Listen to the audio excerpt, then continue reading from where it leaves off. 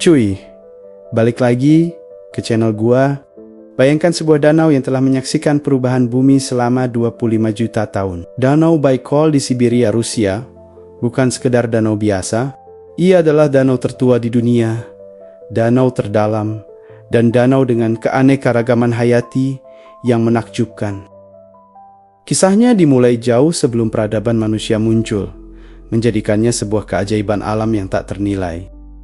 Layaknya pegunungan yang menjulang tinggi, danau-danau di bumi juga memiliki usia yang berbeda-beda. Beberapa danau tergolong tua, yaitu berusia lebih dari 1 juta tahun. Namun, dari sekitar 20 danau kuno di planet ini, Danau Baikal tak tertandingi. Danau Baikal adalah pemenangnya tanpa keraguan. Para ilmuwan memperkirakan bahwa badan air tawar raksasa ini berusia 25 juta tahun. Sebagai perbandingan, danau-danau besar di Amerika Utara baru terbentuk kurang dari 20.000 tahun yang lalu. Danau tertua kedua di bumi adalah Danau Isekul di Kyrgyzstan, yang terbentuk sekitar 20 juta tahun lalu. Danau Baikal membentang seluas 31.700 km persegi, menjadikannya danau terbesar ke-7 di bumi. Namun, keistimewaannya tidak berhenti di situ. Danau ini juga memegang rekor sebagai danau terdalam di dunia, dengan kedalaman mencapai 1,6 km. Tetapi kedalaman air ini hanyalah permulaan. Cekungan danau yang sebenarnya jauh lebih dalam dari itu. Di dasarnya terdapat endapan sedimen setebal antara 5 hingga 7 km.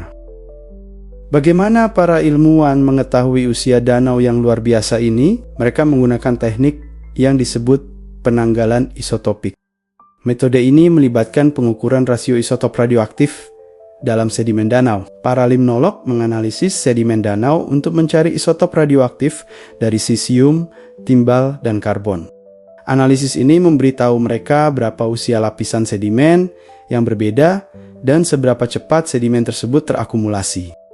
Danau ini merupakan cadangannya air tawar dunia yang tidak beku, sekitar 20%.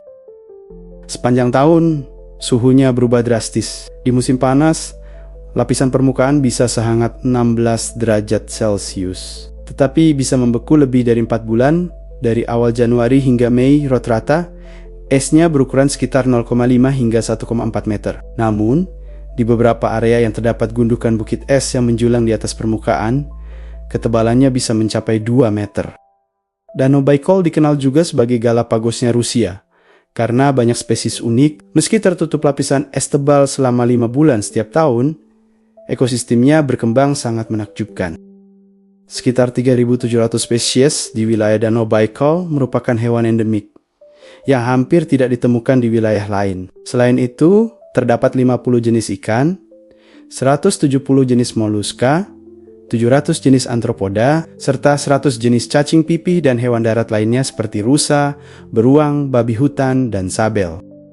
Di sini juga hidup ikan minyak Baikal, juga dikenal Golomianka. Jenis ini merupakan ikan tanpa sisik dengan tubuh tembus pandang yang panjangnya hingga sekitar 21 cm.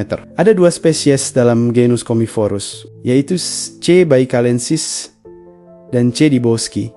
Ikan endemik ini telah menghuni Danau Baikal kuno selama beberapa juta tahun.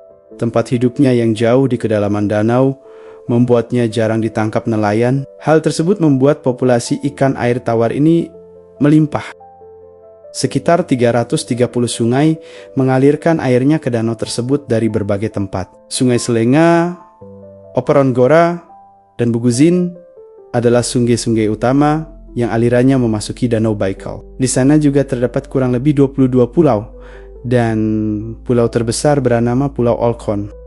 Menurut para ahli, sepanjang tepi Danau Baikal telah dijadikan tempat bermukim manusia dari ribuan tahun yang lalu. Di sana ditemukan banyak sisa keberadaan manusia, dan yang paling tertua berasal dari zaman batu.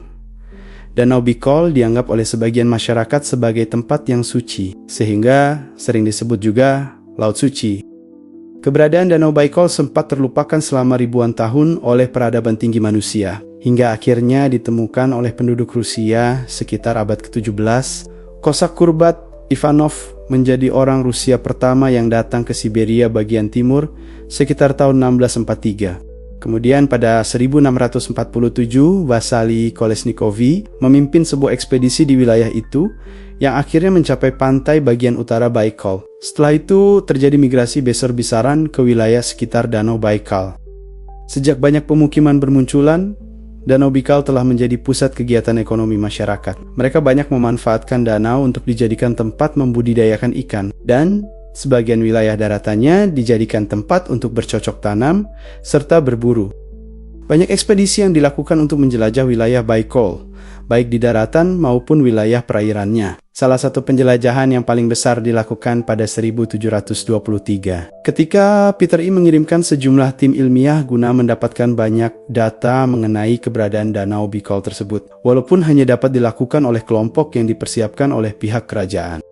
Pada 1996, Danau Baikal dinyatakan sebagai situs warisan dunia oleh UNESCO, namun sayangnya dalam 50 tahun terakhir, munculnya pemukiman dan industri di sekitar Danau Baikal telah menghasilkan polusi yang merusak air suci tersebut.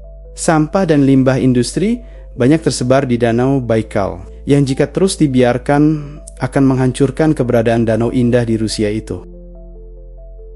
Bagaimana menurut kalian? Terima kasih sudah menonton, dan tunggu video selanjutnya.